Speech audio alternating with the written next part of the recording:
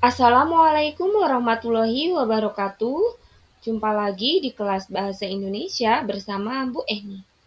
Pada kesempatan kali ini kita akan membahas mengenai teks persuasi, yaitu terkhusus memahami poster di kelas 11 di fase F. Mari kita mulai. Apa itu poster? Sebelumnya, Ibu ingin bertanya kepada Ananda mengenai poster.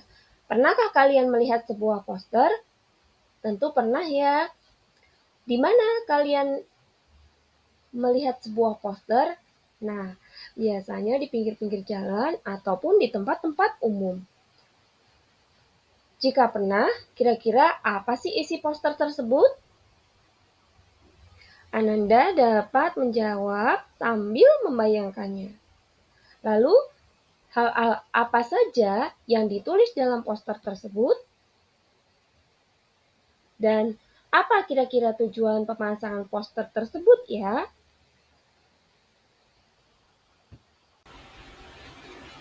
Menurut Kamus Besar Bahasa Indonesia, poster adalah plakat yang dipasang di tempat umum berupa pengumuman atau iklan. Nah, jika Ananda sebelum berangkat ke sekolah melihat iklan-iklan di pinggir jalan, itu adalah sebuah poster. Jadi, poster sangat mudah ditemukan di kehidupan sehari-hari. Dengan kata lain, poster adalah media publikasi yang terdiri atas tulisan, gambar, atau kombinasi keduanya dengan tujuan memberikan informasi kepada khalayak ramai. Nah, jika Ananda yang menemukan poster di tempat umum atau di pinggir-pinggir jalan dapat dibaca sambil lalu atau sambil jalan. Lalu, tujuan poster itu ada berapa ya?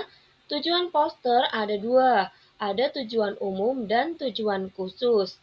Tujuan umum yakni sebagai media publikasi agar masyarakat membaca dan melakukan sesuatu sesuai dengan apa yang ada dalam poster tersebut. Jadi secara tidak langsung, membuat masyarakat atau orang lain yang membaca untuk melakukan sesuatu yang dikehendaki poster tersebut. Tujuan yang kedua yaitu tujuan khusus. Maksud dan tujuan dibuatnya poster bergantung pada apa yang diinginkan oleh pembuat poster, seperti untuk tujuan komersial, mencari simpati publik, mencari perhatian masyarakat, dan sebagainya. Nah, lalu ciri-ciri poster sendiri apa sih? Yang pertama, poster terdiri atas kombinasi huruf dan gambar di atas media kertas atau kain yang berukuran besar.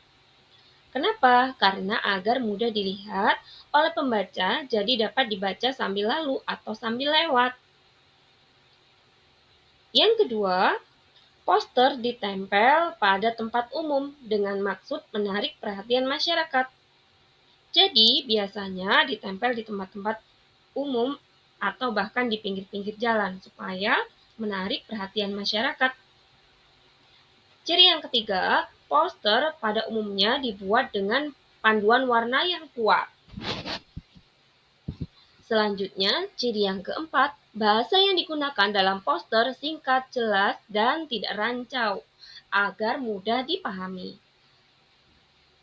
Lalu, pesan yang ingin disampaikan sebaiknya disertai dengan gambar. Dan yang terakhir, poster dapat dibaca secara sambil lalu. Nah ini kuncinya, kenapa tulisannya harus besar dan singkat?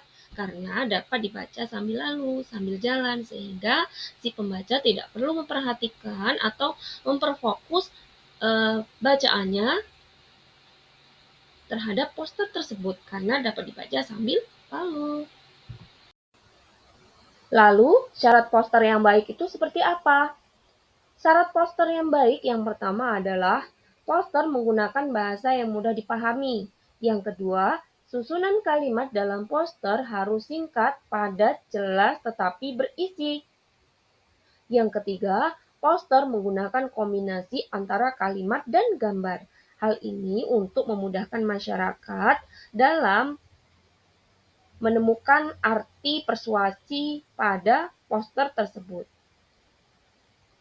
Dari gambar visual tersebut, masyarakat dengan mudah menemukan arti atau maksud dari penulisan poster tersebut yang disertai dengan tulisan yang cukup besar. Syarat yang keempat adalah poster harus mampu menarik minat khalayak. Ini yang paling penting, karena poster ini berusaha mengajak khalayak untuk melakukan sesuatu, maka harus menarik. Yang kelima, media yang digunakan dalam poster harus menggunakan bahan yang tidak mudah rusak. Yang keenam, ukuran poster sebaiknya disesuaikan dengan tempat atau lahan pemasangan poster. Bagaimana? Sudah dipahami mengenai syarat penulisan poster yang menarik?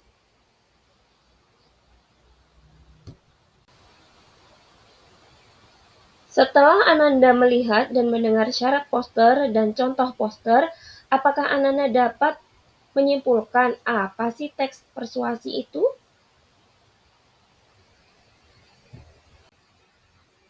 Yap, benar sekali. Jadi poster itu teks yang berisi ajakan, bujukan, saran, pengaruh, imbauan, larangan, arahan, atau perintah kepada seseorang untuk melakukan sesuatu sesuai tujuan yang ingin dicapai penulis.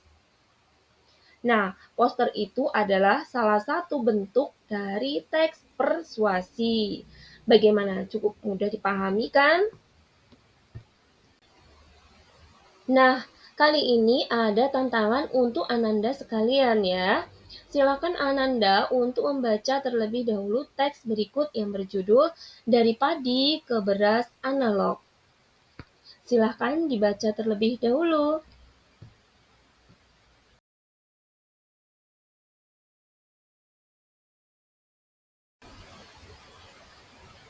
Nah, selanjutnya jika Ananda telah membaca teks tadi, maka bagaimana? Sudah mendapat inspirasi untuk membuat poster? Nah, di sini Ibu tampilkan sebuah contoh poster. Ada beberapa pakaian adat serta pemiliknya yang bertema Kami Satu Indonesia.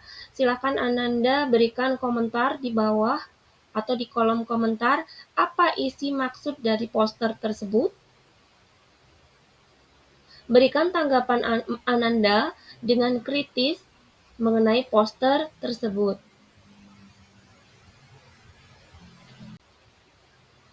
Oke, terima kasih Ananda telah menyaksikan video ini. Mudah-mudahan dapat dipahami dalam mempermudah memahami teks persuasi dalam bentuk poster. Ananda sekalian, setelah ini dapat berkelompok dengan kelompok yang Ananda kehendaki untuk membuat poster. Tulislah maksud dari poster tersebut dan bagaimana cara penerapannya. Kumpulkanlah kepada Dewan Guru Ananda, mintalah beliau untuk mengoreksinya. Dan Ibu akhiri, wassalamualaikum warahmatullahi wabarakatuh.